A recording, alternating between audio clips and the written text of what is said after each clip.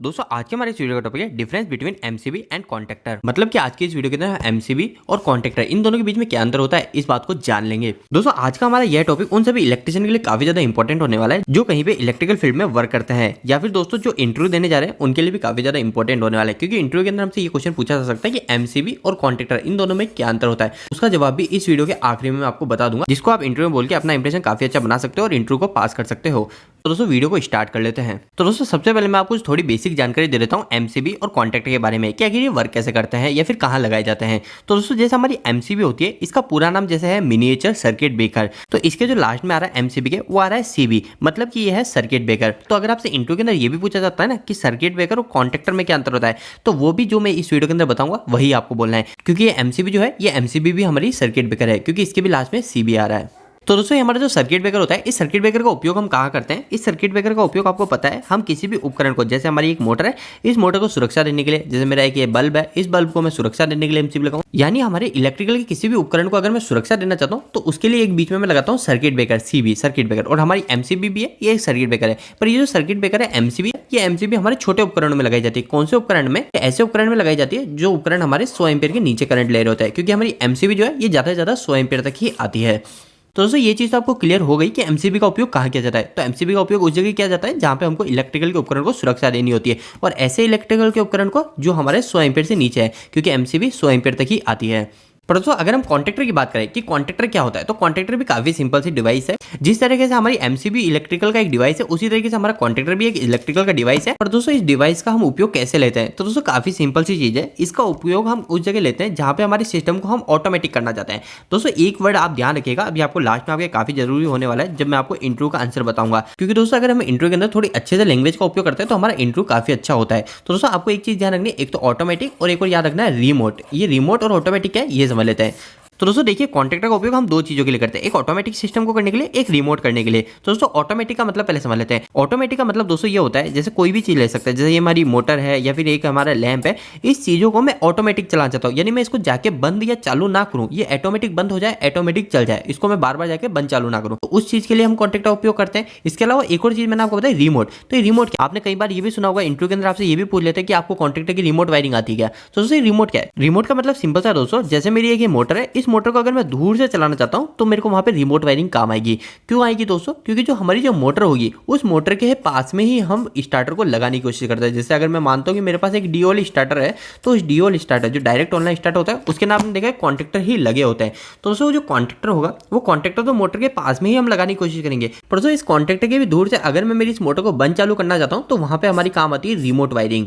मतलब आप सिंपल सी ये चीज ध्यान रखिए कि रिमोट का मतलब हो गया हम दूर से किसी भी चीज को बंद चालू करना चाहते हैं तो वो हो गया हमारा रिमोट, और ऑटोमेटिक का मतलब मैंने आपको समझा दिया। इसके अलावा कॉन्ट्रैक्टर के अंदर आपको एक शब्द और याद रखना है, वो है रिले। आपको पता है कि हम कॉन्ट्रैक्टर को जब भी लगाते हैं तो इसके साथ में एक ओवरलोड रिले को लगाते हैं। वो ओवरलोड रिले की सहायता से हमारा कॉन्ट्रैक्टर फॉल्ट होने पे बंद होता है। एक चीज आप जरूर ध्यान रखिएगा कि कभी भी कॉन्ट्रैक्टर हमको सुरक्षा प्रदान नहीं करता है, हमारे उपकरण को सुरक्षा प्रदान नहीं करता है। कॉन्ट्रैक्टर हमारा सिर्फ एक स्विच है। स्विच का मतलब आपको पता है, ये हमारे घर में स्विच लगे होता है, तो ये भी एक स्विच है ना। तो इसी तरह दोस्तों हमारा कॉन्ट्रैक्टर भी एक स्विच है, ये ओनली फॉर बंद और चालू करने के लिए उपयोग में लिया जाता है। तो दोस्तों हमारे कॉन्ट्रैक्टर और ये स्विच, ये दोनों ही एक स्विच है। तो इन दोनों में अंतर क्या है? तो इन दोनों में सिर्फ इतना सा अंतर है कि हमारा जो ये छोटा वाला स्विच है जो हमारे घरों में लगा होता है 6 एम्पीयर का, इस स्विच से किसी भी चीज को मेरे को चलाने के लिए इसके पास जाना पड़ेगा और इसको ऑन करना पड़ेगा। पर कॉन्ट्रैक्टर के केस में ऐसा नहीं, कॉन्ट्रैक्टर को मैं दूर से भी स्टार्ट कर सकता हूं, ठीक है, इसकी वायरिंग करके। सिंपल सी बात आप ध्यान रखिएगा, ये वाला जो स्विच है ये हमारा मैकेनिकल ऑपरेटेड है। मैकेनिकल ऑपरेट का मतलब कि मेरे को इसको पास जाके ऐसे बंद चालू करना पड़ रहा है, ठीक है, मैकेनिकल ऑपरेट। पर ये जो हमारा कॉन्ट्रैक्टर है, ये कॉन्ट्रैक्टर हमारा इलेक्ट्रिकल ऑपरेटेड होता है, मतलब कि मैं इसको इलेक्ट्रिकल सप्लाई देके इसको बंद और चालू कर सकता हूँ, हमारे उपकरण को चला सकता हूँ। इसको चलाने के लिए मेरे को इसके पास जाना नहीं पड़ेगा। तो दोस्तों अभी तक जो मैंने आपको समझाया वो आपको क्लियर हो गया होगा। अब हम हमारे पॉइंट के ऊपर आ जाता है कि एमसीबी और कॉन्ट्रैक्टर में डिफरेंस क्या होता है, इनमें अंदर क्या होता है। तो दोस्तों मैंने यहाँ पे जो लाइन लिखी है ये आपको एमसीबी और सर्किट ब्रेकर दोनों के केस में काम आएगी, और ये आप बोल सकते हो। अगर आप इंग्लिश में इंट्रो दे रहे हो तो आपको यह लाइन बोलनी है, circuit breaker is mainly design for closing और opening of an electrical circuit. और अगर आप इंटरव्यू हिंदी के अंदर दे रहे हैं तो आपको यह लाइन बोलनी है कि हमारा जो सर्किट ब्रेकर होता है ये सर्किट ब्रेकर को बनाया, मतलब डिजाइन इसी हिसाब से किया जाता है कि हमारा ये इलेक्ट्रिकल सिस्टम को, इलेक्ट्रिकल सर्किट को बंद और चालू कर सके। दोस्तों ध्यान रखिएगा, अगर आप एमसीबी के बारे में पूछा जाए तो इस सर्किट ब्रेकर की जगह आप एमसीबी का उपयोग कर लीजिएगा। इसके बाद में दोस्तों आपको एमसीबी के अंदर एक छोटी सी लाइन और बोलनी है, ये काफी जरूरी है, this protect electrical system from any electrical fault. मतलब कि ये हमारा जो सर्किट ब्रेकर होता है, मतलब एमसीबी होती है, ये हमारा प्रोटेक्ट करता है इलेक्ट्रिकल सिस्टम को किसी भी, एनी मतलब किसी भी इलेक्ट्रिकल फॉल्ट से। तो दोस्तों एमसीबी के अंदर तो हमको यह लाइन बोलनी है। अगर कॉन्टेक्टर के बारे में पूछा जाए तो कॉन्टेक्टर के बारे में क्या लाइन बोलनी है वो हम समझ लेते हैं। अगर आप इंग्लिश में इंटू दे रहे हो तो आपको यह लाइन बोलनी है, contactor is a electromagnetically operated switch. मतलब कि हमारा जो कॉन्टेक्टर होता है, ये कॉन्टेक्टर हमारा इलेक्ट्रोमैग्नेट के सिद्धांत पे कार्य करता है। दोस्तों अगर आपको इलेक्ट्रोमैग्नेट का सिद्धांत क्या होता है, ये कैसे वर्क करता है, अगर आपको यह समझना है तो आप कमेंट बॉक्स में कमेंट कीजिएगा, मैं इसके ऊपर वीडियो बनाने की जल्द से जल्द कोशिश करूंगा। इसके बाद हमको सेकंड लाइन बोलनी है कि mostly we run it with the help of relay. मतलब कि जब हम कॉन्टेक्टर का उपयोग करते हैं वो अधिकतर केस में हम रिले के साथ में करते हैं। और रिले के साथ में क्यों करते हैं, जो कि मैंने आपको बताया था कि कॉन्टेक्टर किसी भी तरीके से हमको कोई सुरक्षा नहीं देता है। दोस्तों ये दोनों लाइन तो आपको तब बोलनी है जब आपसे इनकी डेफिनेशन पूछा जाए कि सर्किट ब्रेकर क्या होता है, कि कॉन्टेक्टर क्या होता है, तब आपको यह लाइन बोलनी है। पर अभी हम डिफरेंस की बात करें तो दोस्तों डिफरेंस के अंदर आपको ये सिंपल सी लाइन बोलनी है, we use contactor to automatic and remote control for our system. इस लाइन का मतलब सिंपल सा है, जैसा मैंने आपको स्टार्टिंग में बताया था कि हमारा जो कॉन्टेक्टर होता है उस कॉन्टेक्टर का उपयोग हम सिस्टम को ऑटोमेटिक करने के लिए और हमारे सिस्टम को रिमोट में करने के लिए करते हैं। रिमोट का मतलब हमारे सिस्टम को दूर से बंद चालू करने के लिए। तो कॉन्टेक्टर का उपयोग यही होता है सिस्टम को ऑटोमेटिक और रिमोट कंट्रोल करने के लिए। इसके बाद में हमको सेकंड लाइन यह बोलनी है, but we use circuit breaker for protects our electrical system from any electrical fault.